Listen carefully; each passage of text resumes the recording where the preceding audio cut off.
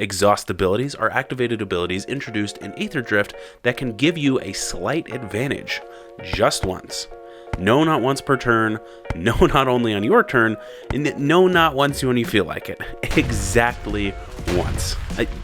Yeah, it's a bit lame if I'm being perfectly honest, but hey, it's a standard set. And don't count the whole thing out just yet. There are actually some really cool things you can do with these exhaust abilities that we'll get to later. These abilities range from putting +1/+1 counters on things, to putting more +1/+1 counters on things, to, I don't know, doing more of the same, and maybe milling any number of players equal to the number of cards in their graveyard. What the f? So anyway, that's really it, but stay tuned. There's actually some cool effects you might want to see here in just a second, and if you don't know what an activated ability is, check out my video about them right here. So I'm assuming Loot the Pathfinder will be everyone's go-to commander for this kind of thing, but basically he has 3 exhaust abilities.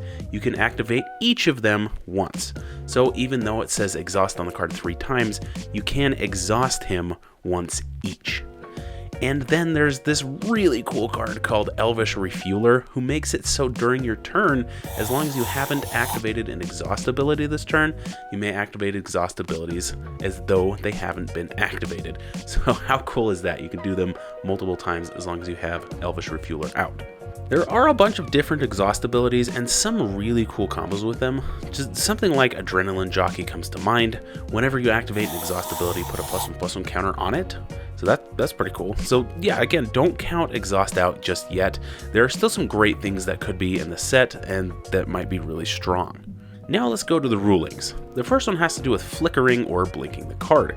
If a permanent with an exhaust ability that's already been activated leaves the battlefield and then returns, it's a new object with a new instance of its exhaust ability. That exhaust ability can be activated once again.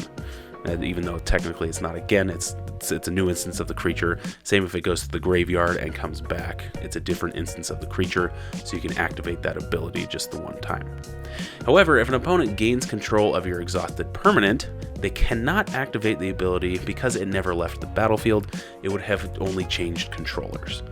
Any other rules will be brought up in that activated abilities video, so again, go check that out if you're confused at all, and let me know if I missed anything. Make sure you support the channel with the affiliate links down below, and make sure you join me next week for your weekly dose of magic.